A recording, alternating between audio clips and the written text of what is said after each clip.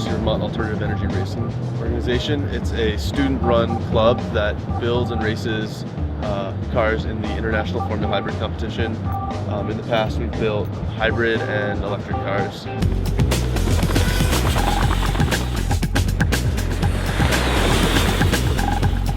CleanSpeed is a all-electric race car, rear-wheel drive. It has a 144 kilowatt electric motor, which is about equivalent to 192 horsepower, and it weighs 786 pounds without a driver.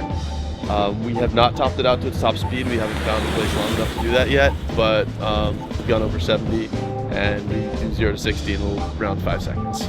The Clean Energy Fund, it's a fund that students and UVM faculty can access, where $20 out of every student's tuition every year is put into this fund to promote clean energy at the University of Vermont.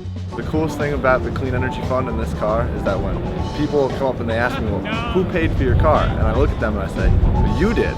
Like, every student here has helped us build this car, and now we're showing exactly what we can do with it.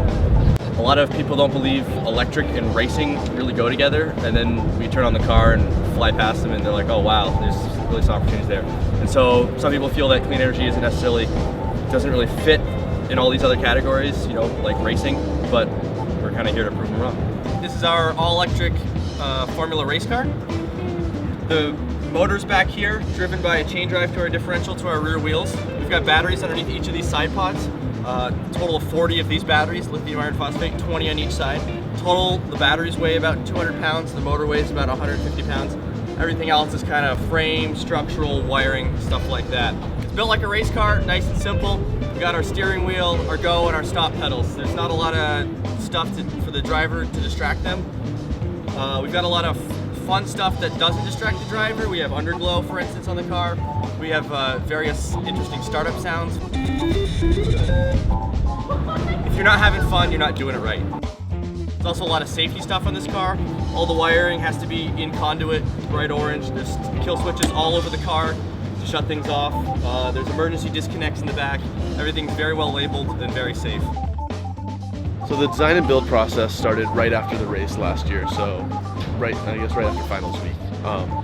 As soon as summer started, we began discussing that we wanted to move away from the hybrid system, and we wanted to go to a rear-wheel drive electric car. So with that, we started designing suspension points to get the best handling for the car.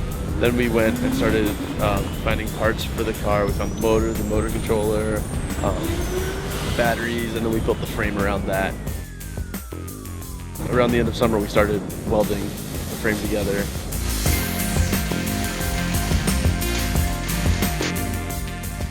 We finalized most of the parts, and then spring break it got sent out for paint, came back from paint, and then we built it, and then we slowly test drove it, bumping up the power a little bit more and more each time we went out.